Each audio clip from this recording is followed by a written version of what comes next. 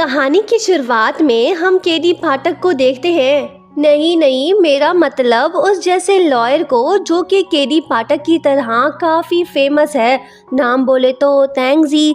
इसने आज तक कोई केस नहीं हारा, पर अब मामला गंभीर है। एक विटनेस का स्टेटमेंट तेंगजी के पास मौजूद है। अगर ये एविडेंस चोरी या गुम हो गए तो ये ससुरा केस हार जाएगा। मिस्टर तेंग इन इम्पोर्टेंट डॉक्यूमेंट्स को अपने सेफ लॉकर में रख देता है, पर जब वो पासवर्ड लगा रहा होता है तो तभी दरवाज़ा बजता है। उसका ध्यान डाइवर्ट होता है, वो उसी तरफ चला जाता है। तभी वहाँ पे रोशनी चमकती है। बिन बुलाया मेहमान उसके घर में आ टपका है। अरे वाह, ये तो एक लड़की है। इसने विलेजर गर्ल का कॉस्ट्यूम पहना हुआ है। यही है हमारी इस ड्रामे की हीरोइन। नाम बोले तो लिन शू। वो सोचने लगती है कि हैं, ये मैं कहाँ पे गिरी? ये जगह इतनी अजीब क्यों है? तेंगजी को भी शक हो गया है कि उसके घर के अंदर कोई मौजूद है। शायद कोई एविडेंस चुराने आया होगा। दूसरी तरफ लिनशू लॉकर के पास खड़ी है। जैसे ही वो पासवर्ड बटन को क्लिक करने की कोशिश करती है तो पीछे से उसके सर के ऊपर डंडा पड़ता है। इसी वजह से उसका सर जाके लॉकर में लगता है और सेफ लॉकर हमेशा के लिए लॉक हो जाता है। तेंगजी कहने लगता है कि ये लड़की जरूर सबूत चुराने आई थी। इसका कॉस्ट्यूम भी चोरों वाला है। बचत हो गई, पर गड़बड़ तो हो गई। एविडेंस तो लॉकर के अंदर पड़ा है, पासवर्ड किसी को भी पता नहीं। अब हम बताते हैं कि आखिर लिनशू यहाँ पे पहुंची कैसे। दरअसल ये लड़की टाइम ट्रैवल करके आई है 1500 साल पहले। हम देखते हैं एक विलेज जिसकी ऑनर लिनशू है।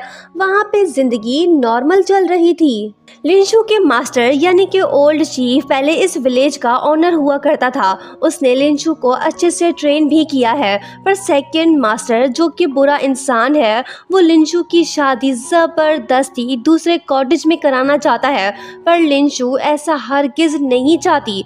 सेकंड मास्टर विलेज में धावा बोल देता है, सबको मारने लगता है। इससे पहले कि वो लिनशू तक पहुंचता, तभी लिनशू के हाथ एक मिस्टीरियस बॉक्स लगता है, जिसे ऊपर करते ही वो वहां से गायब हो गई और प्रेजेंट टाइम में आ पहुंची। पर यहाँ पे तो लिनशू अब तक हॉस्पिटल में बेहोश पड़ी हुई है। जब उसकी आंख खुलती है तो तेंगजी उससे पूछता है कि ओए लड़की, पासवर्ड बता।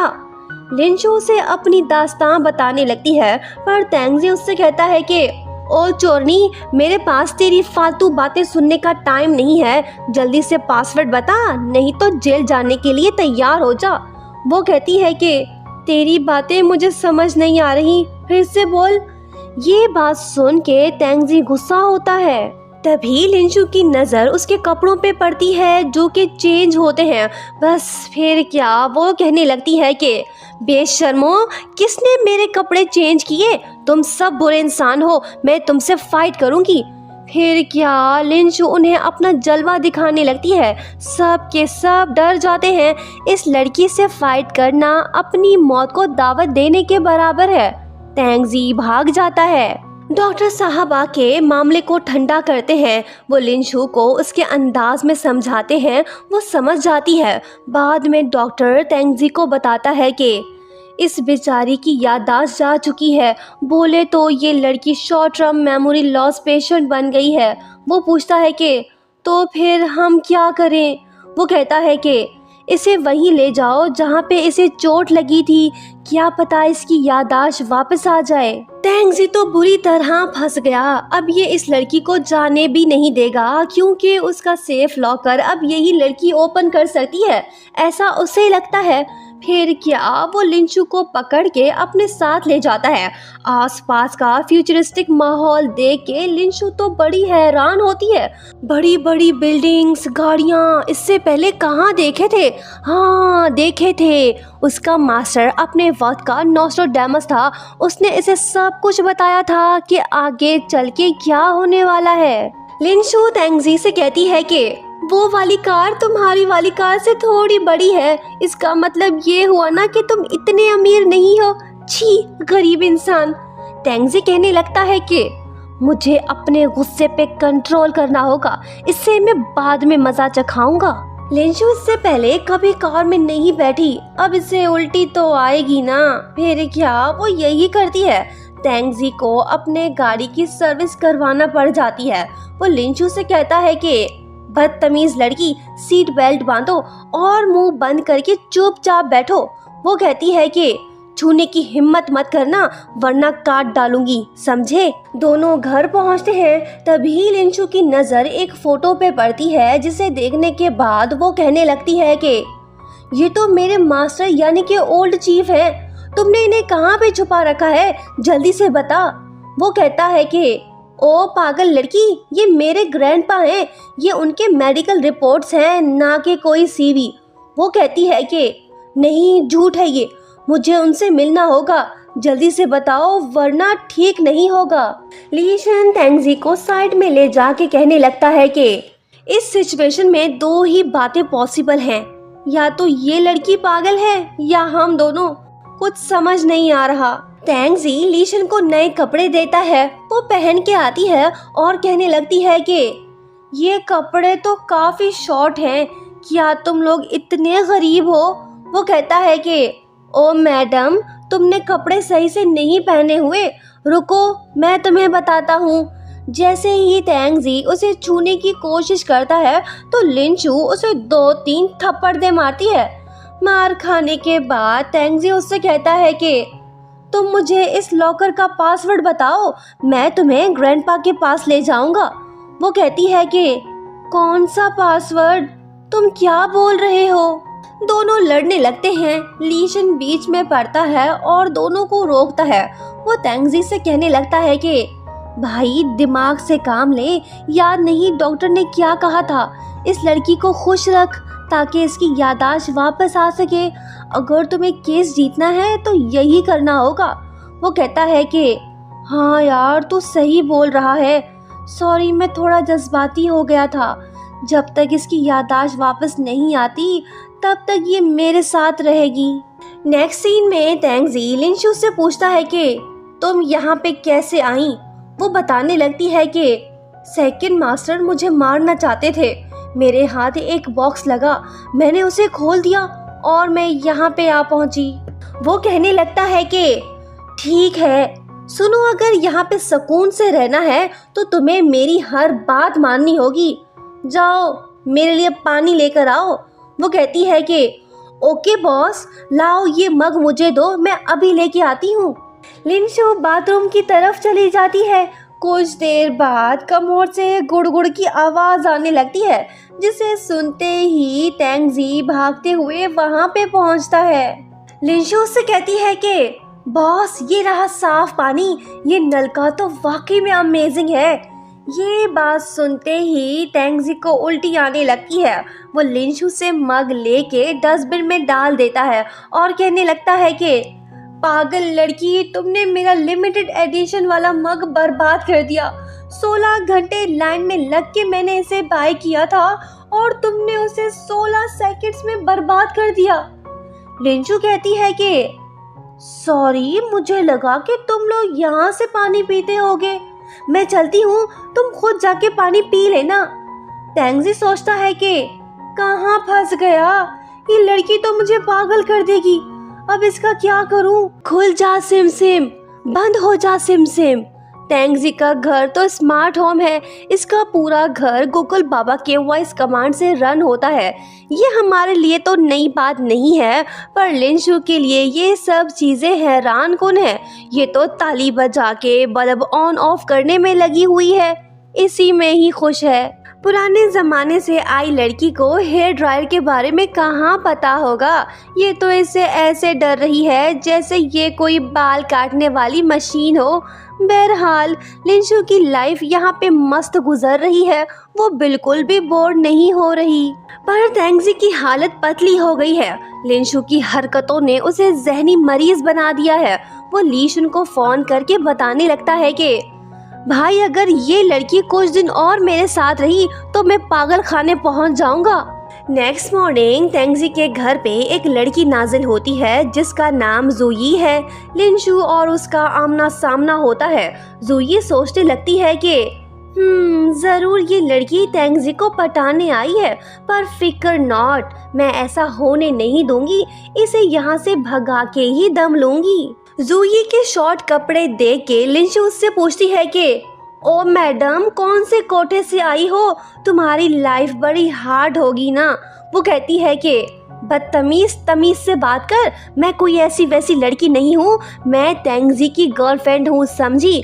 वो कहती है कि हैं? उसकी चॉइस इतनी गंदी है जो उसने तुम जैसी बेशर्म लड़की को अपनी गर्लफ्रेंड बना लिया। वो कहती है कि अच्छा, मुझे पता है कि तुम यहाँ पे क्यों आई हो। ये मास्टर चीफ वाला नाटक बंद करो ड्रामेबाज। तुम्हारी नज़र मेरे बॉयफ्रेंड तेंगजी पे है। बस ये बात कहने की देर थी, लिंशु उसे थप्पड़ दे मारती है और कहने लगती है कि अपनी जबान को लगाम दे, मेरे मास्टर के बारे में कुछ गलत मत बोल। जूही चुप नहीं करती, जिसके बाद होता ये है कि दोनों लड़ पड़ते हैं। लिंशु उसे 2-3 थप्पड़ दे मारती है। मार खाने के बाद जूही के होश ठिकाने आ जाते हैं। तेंगजी को देख वो रोने लगती है और उसे बताती है कि हाँ, इस लड़की ने मुझे बुरी तरह से मारा, मैंने इसे कुछ नहीं कहा। वो कहता है कि ओके ओके, अब तुम यहाँ से जाओ, कोई अर्जेंट काम हो तब आना। तेंगजी लिंशु का हाथ पकड़ के उसे ले जाता है, जिसके बाद हम देखते हैं कि जोई बहुत गुस्सा होती है और कहने लगती है कि लिंशु की बच्ची, मैं तुझे नहीं छोड़ूंगी। उसी रात लिंशु पेप्सी कोला पी के अपना होश खो बैठती है और बाथरूम में बिना इजाजत के घुस जाती है। तेंगजी उससे कहता है कि बेशरम, निकलो यहाँ से। वो कहती है कि मैं ऐसे नहीं जाऊंगी, मुझे मेरे मास्टर के पास ले चलो। बोलो हाँ कि ना, बोलो हाँ कि ना। आखिरकार बेजार हो के तेंगजी उससे कहता है कि ठीक है, मैं तुम्हें उनके पास ले जाऊंगा, फिलहाल तुम यहाँ से दफा हो जाओ। वो कहती है कि अच्छा किया जो मान गए, नहीं तो आज तेरे साथ बुरा होना था। अपनी बात से मुकरना मत, पता है ना मैं क्या कर सकती हूँ। इसके जाने के बाद तेंगजी सुख का सांस लेता है। नेक्स्ट मॉर्निंग तेंगजी उसे हॉस्पिटल ले जाता है, जहाँ पे ग्रैंडपा एडमिट हैं। पर जब लिंशु उन्हें अनकॉन्शियस देखती है तो वो रोने लगती है और कहती है कि मास्टर जी, आपको क्या हो गया? आपकी ये हालत किसने की? तेंगजी उससे कहता है कि लड़की आहिस्ता रो, ये हॉस्पिटल है। बेवकूफ, हॉस्पिटल में ही तो लोग रोते हैं। बहरहाल तेंगजी लिंशु को बाहर ले जाता है और उसे डांटने लगता है। वहाँ पे मौजूद सभी लोग इनको देख रहे होते हैं। वो कहने लगते हैं कि हाय, कैसा बेरहम इंसान है, लड़की को बिला वजह रुला रहा है, जरूर इस जाहिल ने इसे मारा होगा। हाय बेचारी लड़की, इसकी फूटी किस्मत। लोगों की बातें सुन के लिंशु और भी ज्यादा रोने लगती है। तेंगजी बुरी तरह से फंस चुका है। इससे पहले कि लोग उसे मारते, वो लिंशु का हाथ पकड़ के उसे घर ले जाता है। पर लिंशु तो चुप ही नहीं कर रही, वो मुसलसल रोए जा रही है। वो कहता है कि खुदा के वास्ते चुप करो। वो कहती है कि तो फिर बताओ ना मास्टर जी इस हाल में क्यों हैं? वो कहता है कि उनका एक्सीडेंट हो गया था, 7 साल से वो कोमा में है। तभी लिंशु को याद आता है कि उसके मास्टर भी 7 साल पहले उसे छोड़ के चले गए थे। ओ वकील बाबू, अगर वो तुम्हारे ग्रैंडपा थे तो फिर तुम्हारी आंख से एक भी आंसू क्यों नहीं निकला? जवाब दो। वो कहता है कि ये रोना धोना तुम्हें ही सूट करता है। वो पूछती है कि फिर तुमने उन्हें हॉस्पिटल में एडमिट क्यों कराया हुआ है? ये नाटक किस लिए? वो कहता है कि मैं बस अपना फर्ज निभा रहा हूँ, वो मुझसे नफरत करते हैं। उसके बाद होता ये है कि चालाक जोई तेंगजी से आके मिलती है। वो लिंशु को सॉरी बोलती है और उससे कहती है कि मैं गलत थी, जो हुआ उसे भुला दो, आज से हम दोनों फ्रेंड्स हैं। वो कहती है कि कोई बात नहीं, जैसे ही मास्टर जी ठीक होंगे मैं उनके साथ वापस चली जाऊंगी, फिर हम कभी नहीं मिलेंगे। वो कहती है कि ये तो अच्छी बात है, दुआ करती हूँ कि वो जल्दी से ठीक हो जाएं। टैंगजी जोई से कहता है कि अब तुम जाओ, मुझे मीटिंग में जाना है। वो कहती है कि ठीक है, तुम जाके मीटिंग अटेंड करो, जब तक मैं अपनी प्यारी फ्रेंड को बाहर घुमाने ले जाती हूँ। जोई ने लिंशु से रिवेंज लेने की पूरी तैयारी कर ली है। इसके इरादे तो काफ़ी खतरनाक हैं। वो अपनी सहेलियों को भी अपने साथ मिला लेती है और उनसे कहती है कि पता है ना हमें इसके साथ क्या करना है, इसे नहीं छोड़ना। लिंशु इन सब बातों से अनजान है, इसे अंदाजा भी नहीं कि इसके साथ क्या होने वाला है। बहरहाल जोई लिंशु को बाजार ले जाती है और उससे कहती है कि हम तुम्हारे लिए कोई अच्छा सा ड्रेस चूज करते हैं, तुम्हें हमारी चॉइस अच्छी लगेगी। बेचारी लिंशु इनका कहना मानती है। वो बिना सोचे समझे ही अजीब सा ड्रेस पहन लेती है। जोई उससे कहती है कि शर्माओ मत, आजकल यही फैशन चल रहा है, चलो हमारे साथ। फिर होता ये है कि जोई लिंशु को मेल बार के अंदर ले जाती है।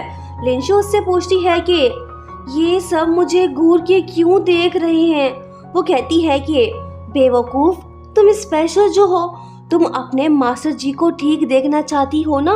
अगर तुम्हें एंशिएंट बुक्स चाहिए तो तुम्हें यहाँ पे 24 घंटे बिताने होंगे, यही रूल है, ज्यादा सोचो मत, चलो मेरे साथ। जोई अपने मकसद में कामयाब हो गई। पी पी के लिंशु अपना होश खो बैठी है। जोई उसे बुरे लोगों के हवाले कर देती है और खुद भाग आती है। बेचारी लिंशु की इज्जत व खतरे में पड़ गई है। दूसरी तरफ हम देखते हैं कि टैंगजी परेशान है क्योंकि लिंशु तो घर नहीं लौटी। वो जोई से पूछता है पर ये लड़की उससे झूठ बोलती है। टैंगजी समझ जाता है कि जरूर इसने लिंशु के साथ कुछ बुरा किया है, मुझे उसे बचाना होगा। फिर क्या ये वहां से निकल पड़ता है। लीशन उसे सारी इंफॉर्मेशन देता है। बिलाखिर टैंगजी लिंशु को तलाश करने में कामयाब होता है। शुक्र है कि कुछ नहीं हुआ, ये सही टाइम पे पहुंच गया, उसने लिंशु को बचा लिया। वो उसे घर ले आता है। लीशन टैंगजी को बताता है कि बॉस, मैंने हर जगह चेक करवाया, ना तो इस लड़की के कोई फिंगरप्रिंट्स मिले और ना ही डीएनए। इस लड़की को कोई नहीं जानता, पता नहीं किस दुनिया से आई है। उसके बाद हम देखते हैं कि लिंशु नीम बेहोशी की हालत में टैंगजी से कहने लगती है कि मेरे सेकंड अंकल धोखेबाज निकले, वो मुझे मारना चाहते हैं। मेरे मास्टर जी कोमा में पड़े हैं, कोई पर्सन मेरी हेल्प को तैयार नहीं। अब मेरा क्या होगा।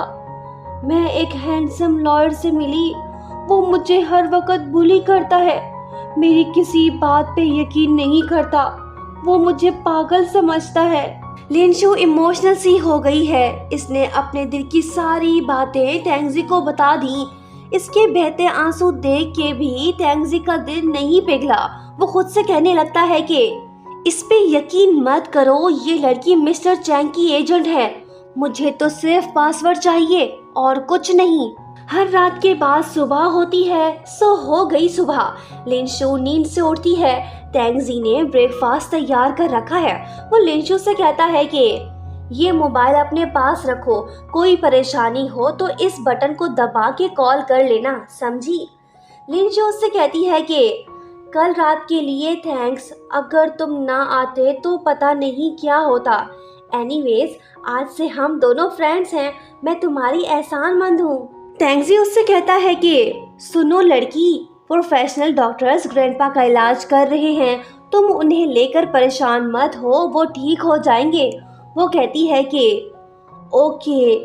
सुनो टैंगजी, तुमने मेरी बहुत हेल्प की, बताओ मैं तुम्हारे लिए क्या कर सकती हूँ। वो कहता है कि बस एक काम कर दो, मेरे लॉकर को खोलो और चलती बनो। लिंशु सोचती है कि ये तो पॉसिबल ही नहीं, मुझे तो पासवर्ड भी नहीं पता। टैंगजी अपने रूम में चला जाता है, जिसके बाद हम देखते हैं कि लिंशु लॉकर को ओपन करने की कोशिश करने लगती है। तभी सायरन बजने लगता है। लिंशु डर सी जाती है। टैंगजी उसके पास पहुंचता है और उसे हग कर लेता है। वो कहती है कि मैंने कुछ बटन्स दबाए और इसने आवाज़ करना शुरू कर दिया। मैं तो बस इसको खोलने की कोशिश कर रही थी, मैंने कुछ नहीं किया, अब मैं चलती हूँ। उसी रात तेंगजी सोचने लगता है कि अगर लिंशु को मिस्टर चैंग ने भेजा होता तो वो सेफ ओपन करने की कोशिश कभी ना करती। दूसरी बात, वो मेरे ग्रैंडपा के लिए परेशान है, उन्हें ठीक देखना चाहती है। तीसरी बात, लीशन को उसके बारे में कुछ भी पता नहीं चला। क्या वो लड़की वाकई में पुराने ज़माने से आई है? ओह, मुझे तो कुछ समझ नहीं आ रहा, ये मिस्ट्री कब सॉल्व होगी। तभी लीशन आके उसे बताने लगता है कि बॉस, गड़बड़ हो गई, ये देखो लाइव ब्रॉडकास्ट। हेलो दोस्तों, मैं आप सबकी फेवरेट जोई। तेंगजी मेरा बेस्ट फ्रेंड है, मुझे उसके ऑन गोइंग केस के बारे में अंदर की न्यूज़ मिली है। लाइव ब्रॉडकास्ट देखने के बाद तेंगजी कहने लगता है कि इसे कैसे पता चला, अब तो हम फंस गए।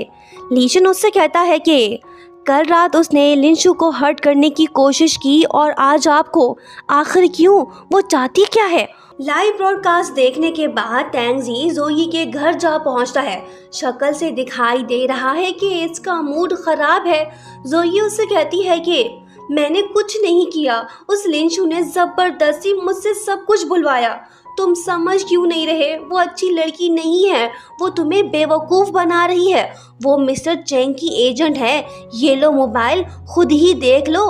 वीडियो देखने के बाद तेंगजी काफी गुस्सा होता है।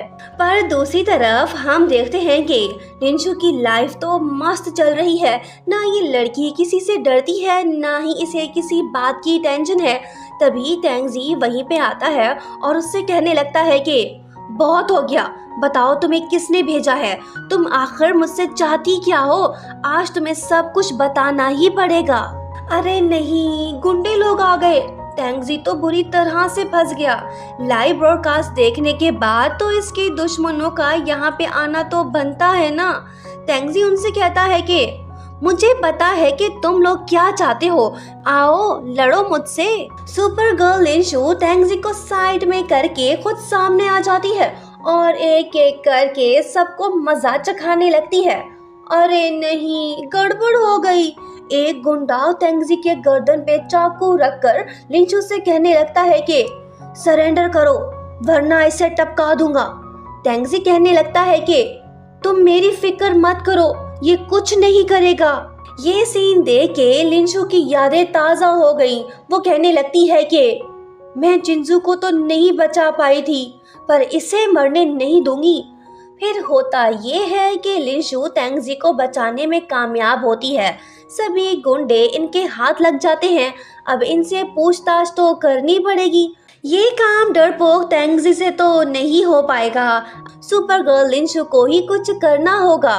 फिर क्या, गुंडे लोगों को मार मार के लिंशु उनसे बहुत कुछ उगलवा लेती है। पता चलने के बाद वो तेंगजी से कहती है कि ओ वकील बाबू, जल्दी से अपना जीमेल चेक कर, इनके पास जो था वो इन्होंने सेंड कर दिया। तेंगजी उससे पूछता है कि लड़की, तुमने उनके साथ क्या किया। वो कहती है कि इस बात को छोड़ो, अगर तुम्हें मारपीट देखने का शौक है तो ऊपर आओ। तेंगजी ऊपर वाले फ्लोर की तरफ जाने लगता है। रुको जरा, सब्र करो।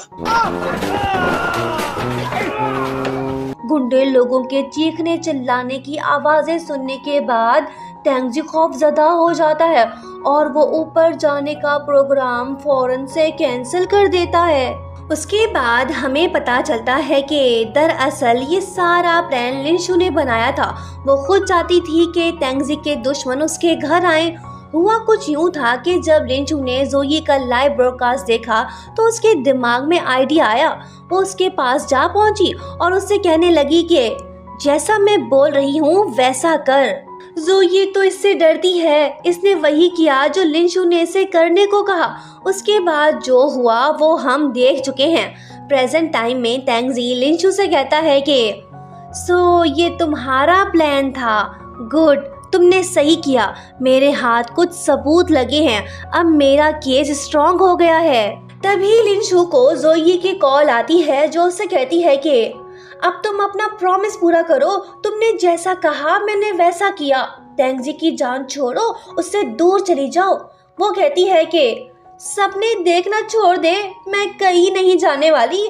हमें और प्रूफ चाहिए, मुझे इसके साथ रहना होगा। मतलब कि लिंशु ने जोये को बेवकूफ बनाया। बहरहाल टेंगजी उसे बताता है कि जोये मेरी गर्लफ्रेंड नहीं है। थैंक यू लिंशु, तुमने मेरी बहुत हेल्प की। बताओ मैं तुम्हारे लिए क्या कर सकता हूँ। वो कहती है कि मेरे मास्टर जी कोमा में हैं, मैं बस उन्हें ठीक देखना चाहती हूँ। वो कहता है कि ये काम मेरे बस में नहीं है, ऊपर वाला ही कुछ कर सकता है, मैं बेबस हूँ। ये बोल के वो लिंशु के सर पे हाथ रखता है। ये बात लिंशु को पसंद नहीं आती। टेंगजी अपना हाथ फौरन से हटा लेता है, अगर नहीं हटाता तो मुक्का खाता। फ्लैशबैक में हम देखते हैं कि दरअसल लिंशु के मास्टर जी ने उसे बुरे लोगों से बचने की ट्रेनिंग दे रखी थी। उसके बाद होता ये है कि टेंगजी लिंशु की केयर करने लगता है कि इसके दिल की घंटियां बज उठी हैं। पर लिंशु इसकी नीयत पे शक करने लगती है। वो इसलिए क्योंकि उसके मास्टर ने उसकी तरबियत ही कुछ ऐसी की है। अब बुरे लोग तो हर जगह होते हैं ना, इसमें लिंशु की कोई गलती नहीं। बहरहाल अच्छी बात यह है कि टेंगजी बैड बॉय नहीं है, वो एक सीधा साधा बंदा है जो अपने काम से काम रखता है।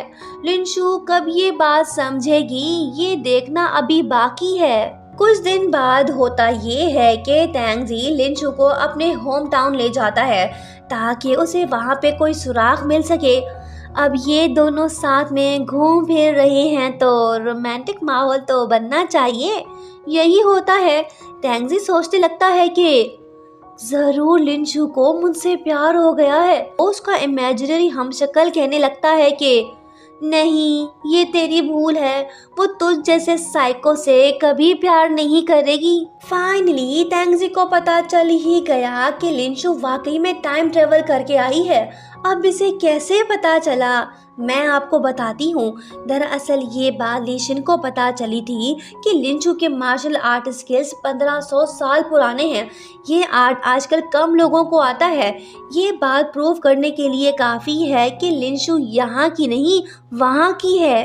ये शॉकिंग बात जानने के बाद टेंगजी सोचने लगता है कि हाँ, क्या मैं उस एंशिएंट लड़की से प्यार कर बैठा हूँ? मैं तो गया, ये मैंने क्या कर दिया। दूसरी तरफ हम देखते हैं कि लिंशु परेशान दिखाई दे रही है। वो कहने लगती है कि टेंगजी है तो बड़ा हैंडसम, पर उसकी हरकतें कुछ ठीक नहीं हैं। क्या इस दुनिया में सभी हैंडसम लोग बुरे होते हैं? लिंशु को कब एहसास होगा कि टेंगजी बैड बॉय नहीं है? जब भी होगा देखा जाएगा, मैं आपको बता दूंगी। 1500 साल पहले की दुनिया कुछ और थी। उस जमाने के लोग सरेआम इश्क मोहब्बत की बातें नहीं करते थे। शायद यही वजह है कि लिंशु शर्मीली सी है। अब मॉडर्न जमाने का माहौल समझने में इसे थोड़ा सा टाइम तो लगेगा ना। बहरहाल उसके बाद हम देखते हैं कि जब भी टेंगजी रोमांटिक होने की कोशिश करता है तो लिंशु उसकी नीयत पे शक करने लगती है और उसे खूब मारती भी है। मतलब कि ये लड़की अब भी यही समझती है कि टेंगजी अच्छा इंसान नहीं है। लिंशु की अजीब और गरीब हरकतें देखने के बाद टेंगजी एंग्री मूड में आ जाता है और वो लिंशु से कहने लगता है कि ओ पुराने ज़माने की लड़की, ये मॉडर्न एरा है, यहाँ पे हर कोई बुरा नहीं है। तुम्हारे मास्टर जी की हर बात तो सही नहीं हो सकती ना। अगर तुम किसी पे ट्रस्ट ही नहीं करोगी तो इस दुनिया में कैसे सरवाइव कर पाओगी? सुनो लिंशु, मैं तुमसे कुछ पूछना चाहता हूँ, तुम इसका सही जवाब देना। जब भी तुम मेरे साथ होती हो तो तुम क्या फील करती हो? टेंगजी की बातें सुनने के बाद लिंशु थोड़ी सी कंफ्यूज्ड हो गई है। वो टेंगजी के सवाल का जवाब नहीं दे पाती। ये देख टेंगजी उसके पास आके बैठ जाता है और उससे पूछने लगता है कि तुमने मेरे सवाल का जवाब नहीं दिया, बताओ हाँ कि ना। क्या तुम्हारे दिल में मेरे लिए कोई फीलिंग्स हैं या नहीं? आज तुम बता ही दो। काफी सोचने के बाद लिंशु कहती है कि नहीं। अरे नहीं, ये मैं क्या बोल रही हूँ, जाने दो इस बात को। सुनो टेंगजी, फिलहाल मैं इन चक्करों में नहीं पड़ना चाहती। मेरा विलेज खतरे में है, मुझे वापस जाना होगा। जब मेरे मास्टर जी ठीक हो जाएंगे उसके बाद ही मैं इस बारे में सोचूंगी, ओके। ये दर्द भरे अल्फाज सुनने के बाद तेंगजी का दिल टूट सा गया है। वो सैड होता है।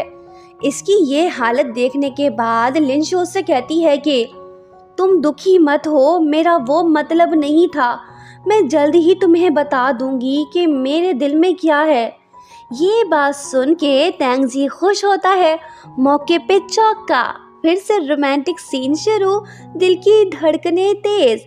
अब ये प्यार नहीं तो और क्या है। लिंशु शर्मा के वहाँ से भाग निकलती है। अब ये लड़की माने या ना माने, सच तो ये है कि इसे तेंगजी से प्यार हो गया है। इसी वजह से तो इसका दिल डिस्टर्ब हो गया है। खुद हुई सो हुई, इसने तेंगजी को भी डिस्टर्ब कर दिया है। रुको जरा सब्र करो। सेकंड में लीड की एंट्री के बाद ये लैला मजनू की लाइफ भी डिस्टर्ब होने वाली है। अभी तो बहुत कुछ होना बाकी है। आखिर लिंशु और तेंगजी क्यों जुदा होंगे और कौन इन्हें जुदा करेगा। आगे कहानी काफ़ी इंटरेस्टिंग है। नेक्स्ट बार देखना मत भूलिएगा। Thank you so much for watching and subscribe for more videos.